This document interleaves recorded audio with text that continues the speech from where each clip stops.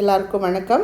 இப்போது நம்ம daily current அஃபேர்ஸில் முக்கியமான இஷ்யூஸு எக்ஸாம் பாயிண்ட் ஆஃப் வியூவில் பார்த்துட்ருக்கோம்.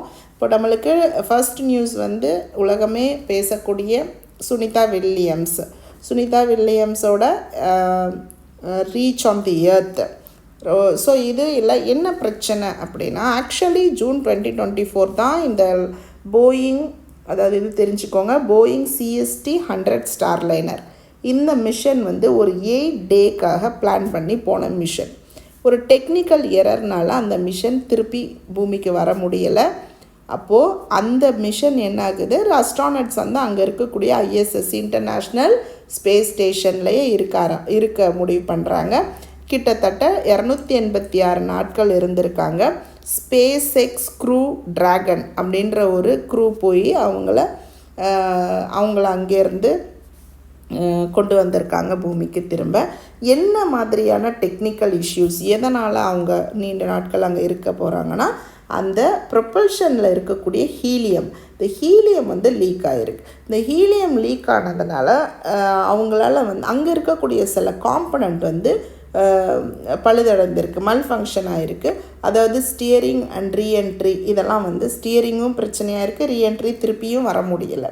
ஸோ SpaceX Crew 10 மிஷன் வந்து அங்கே ரீப்ளேஸ்மெண்ட் ரிலே நடந்ததுனால நாசா வந்து ஆஸ்ட்ரோனட் சேஃப்டி முக்கியம்னு முடிவு பண்ணுறாங்க.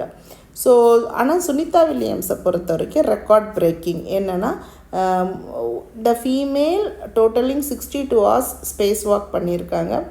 3rd லாங்கஸ்ட் கியூமுலேட்டிவ் டைம் அவங்க எடுத்திருக்காங்க. ஸோ ISS கமாண்டராக இருந்திருக்காங்க, first female to command the ISS and longest unscheduled stay for NASA astronaut இருந்திருக்காங்க. சரிங்களா? ஸோ அப்போ ஹெல்த் இம்பேக்ட் கண்டிப்பாக இந்த ஃப்ளூயிடு ஷிஃப்ட் நடக்கும்போது பிரெயின் சேஞ்சஸ் வரும், கார்டியோ எஃபெக்ட்ஸ் வரும், போன் டென்சிட்டி, மெயினாக மைக்ரோ கிராவிட்டியில் இருக்கிறதுனால, கிராவிட்டி பெருசாக இருக்காது இல்லையா அங்கே, அதனால் போன் டென்சிட்டி குறைய ஆரம்பிக்கும், மசில் அட்ராஃபி பிரச்சனைகள் வரும். ஸோ இவங்க மிஷன் எக்ஸ்டெண்டட் ஆகினதுனால சயின்டிஃபிக்காகவும் நம்மளுக்கு ஏதாவது இருக்குன்னா இருக்குது. என்ன பெனிஃபிட் இருக்குன்னா, அங்கே ஸ்பேஸ் ஹேபிடேஷனோட ரேர் டேட்டா வந்து அங்கேருந்து எடுக்க முடியும். அதே மாதிரி the mission also tested ISS system beyond normal operational periods. Tribal rights versus conservations, Simlipal Tiger Reserve. So Simlipal tiger ரிசர்வை பொறுத்த வரைக்கும் முண்டா ட்ரைபல் மெம்பரை ஒரு ஒடிசா ஹைகோர்ட்டில் ஒரு பெட்டிஷன் ஃபைல் பண்ணுறாங்க.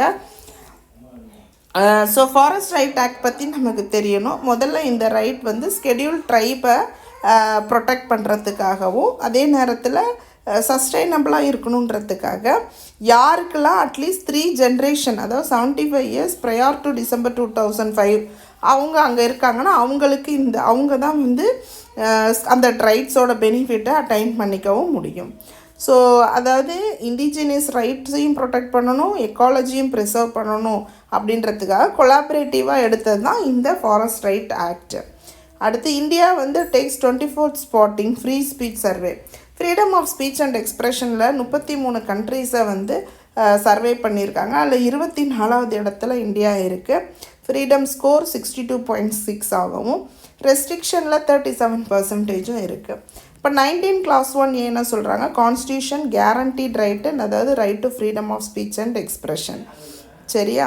அடுத்தது ராஷ்டிரிய கோகுல் மிஷன் பொறுத்த வரைக்கும் இண்டிஜினியஸ் ப்ரீடை கன்சர்வ் பண்ணுறதுக்கான ஒரு மிஷனு. இதுக்கான ஃபண்டிங்கும் கொடுத்துருக்காங்க.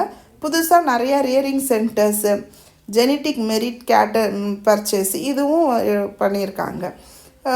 ஸோ இதில் மிஷன் அப்ஜெக்டிவ் என்ன அப்படின்னா, கட்டிங் ஏஜ் ப்ரீட் டெக்னாலஜி இருக்கணும், ஸோ தட் இண்டிஜினியஸ் கேட்டல் டைவர்சிட்டியை ப்ரிசர்வ் பண்ணுறது.